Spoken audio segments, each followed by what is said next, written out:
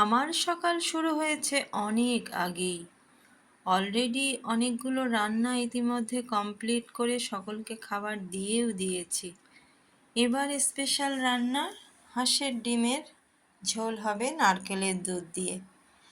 যাই হোক, দূরে ও কাছে যে যেখান থেকে আমার এই ভিডিওটি দেখছেন, ডেইলি মোমেন্টসের পক্ষ থেকে আপনাদের সকলকে জানাই আমার সালাম ও শুভেচ্ছা। আসসালামু আলাইকুম। আমাদের এখানে স্পেশাল রান্না বলতেই যে কোনো স্পেশাল রান্নায় নারকেলের দুধটা পড়বেই পড়বে।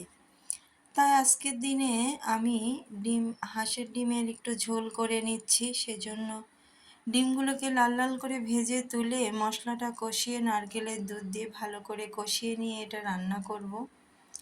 প্রত্যেকটা কাজেরই একটা পরিকল্পনা থাকা উচিত। আপনি যদি পরিকল্পনা মাফিক কাজ করেন তবে আপনার কাজগুলো অনেকটা সহজ এবং সুন্দর হয়।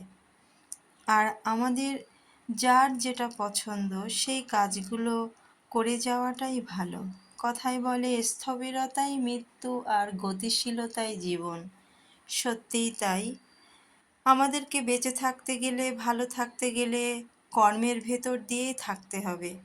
বসে থাকলে মন শরীর দুটোর কোনোটাই ভালো থাকে না। রান্না শেষ করে এবার ময়লা ফেলার জন্য আমি বাইরে চলে এলাম। দাদিকে বসা দেখলাম, খাবার খেয়েছে কিনা জিজ্ঞেস করলাম। এটা আমার বোনের দেওয়া একটা কলা গাছ। তারপরে চলে আসলাম আমার শ্বশুরের তৈরি করা তার অতি প্রিয় পুকুর ঘাটে। এখানে চারিদিকের পরিবেশটা এত সুন্দর, এখানে আসলে মনের ভিতর কেমন যেন একটা কবিত্ব ভাব জেগে ওঠে। পুকুরের ভেতরে যে কোটনাগুলো ছিল সবজির, সেগুলো মাছকে দিয়ে আবার ফিরে এলাম। বাড়ির পিছনে একটা কিছু কচু ক্ষেত এবং কলা বাগান আছে, সেখানে দেখলাম বেশ বড় এক কাঁধি কলার ছড়া পড়েছে, পাকতে দেরি আছে। সেখান থেকে উঠে চলে এলাম ছাদে। শাশুড়ি মা সকালবেলা ডালে যাতে পোকা না লাগে সেজন্য ডালগুলো রোদে দিয়েছিল। এখান থেকে কিছু ডাল রান্নার জন্য আমি ভিজিয়ে রাখার জন্য নিয়ে নেব। আর ছাদে আমার অল্প সংখ্যক কিছু ফুলের গাছে দেখি বেশ কিছু ফুল এসেছে, ভাবছি সামনে আরও লাগাবো।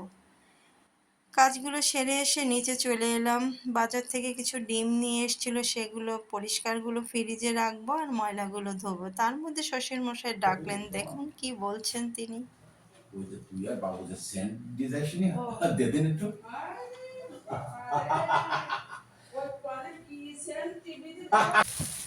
শুনলেন তো, সে খুব মজার মানুষ। এসে আমি আমার ডিমগুলো গুছিয়ে নিলাম, আর একটা বই খুব দেখছি নেটে, তাই সেটা পড়বো। ভালো থাকবেন সবাই।